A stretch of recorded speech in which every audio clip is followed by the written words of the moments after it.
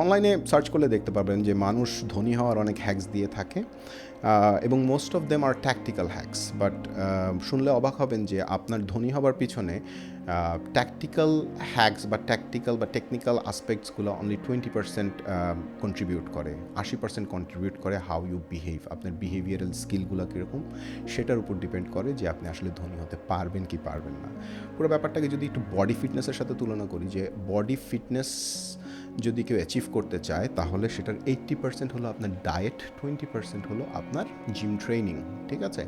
So ধনী হতে হলে আপনার বিহেভিয়ারাল স্কিল ঠিক ডায়েটের মতো 80% অ্যান্ড 20% যেটা টেকনিক্যাল সেটা হলো ট্যাকটিক্যাল স্কিলস, কি কোথায় ইনভেস্ট করবেন, কিভাবে করবেন, কোন জায়গায় কাজ করলে কিভাবে টাকা বানাতে পারবেন, সেই ব্যাপারগুলো। বাট আপনার মেন্টালিটি যদি ধনী হবার না থাকে, আপনার যদি বিহেভিয়ারটা ধনী হবার মতো না থাকে, so it's very difficult to get there. So সেই ধনী হবার ফার্স্ট স্টেপ যদি বলি সেটা হলো অ্যাসার্টিভনেস। অ্যাসার্টিভনেস এমন একটা স্কিল যেটা মানুষ যত কম বয়সে অ্যাচিভ করতে পারে তত বেশি সে এটা এক্সারসাইজ করতে পারবে এবং সাকসেস রেট তত বেশি হাই হওয়ার চান্সেস থাকে। And if you watch the video till the end, remember you are one step closer to become rich. So I was talking about the first step to become rich.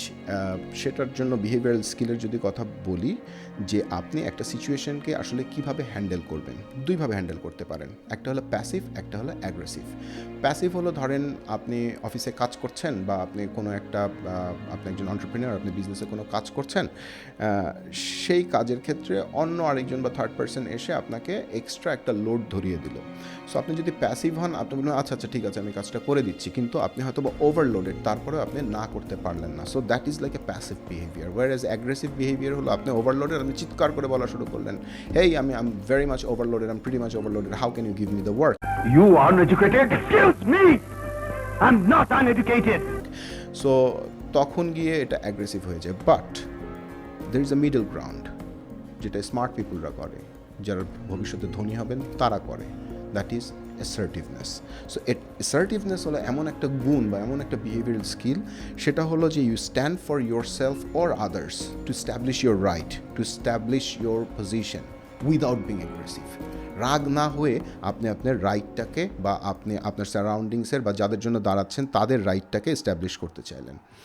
So এই অ্যাসার্টিভনেসকে establish যদি করতে চান, আপনার ভিতরে কিছু behavioural পরিবর্তন আসতে হবে। এরকম 5টা বিহেভিয়ারের কথা আমি এখন বলবো এবং please follow this 5 behaviours, you will become assertive. সেটা হলো যে প্রথম যেটা, সেটা হলো যে you have to be open in terms of expressing your thoughts and feelings, এবং অন্যদেরকেও তাদের থটস এবং ফিলিংসকে এক্সপ্রেস করার জন্য এনকারেজ করতে হবে।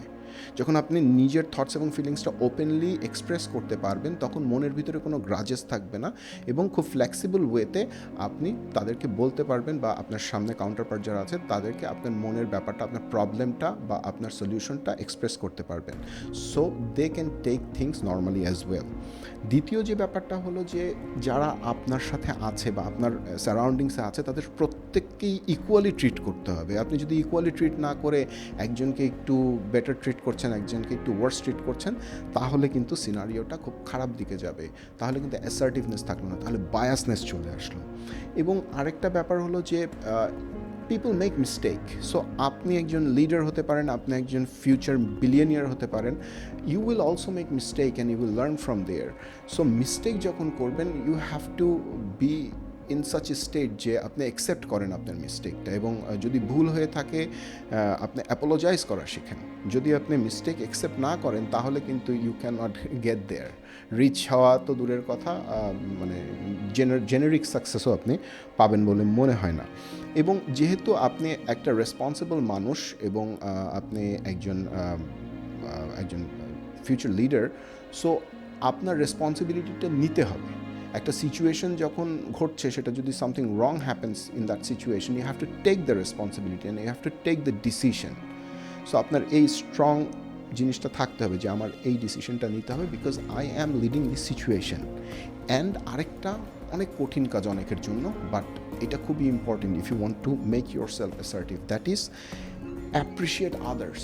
মানুষ যদি ভালো কিছু করে, মানুষ যদি কোনো কন্ট্রিবিউট করে, তাদেরকে অ্যাপ্রিসিয়েট করতে হবে। তাদেরকে অ্যাপ্রিসিয়েট করলে আপনার পজিশন কমবে না, বরং আপনার প্রতি তাদের ভালোবাসা, রেসপেক্ট এবং হেল্পফুলনেস অনেক বেড়ে যাবে।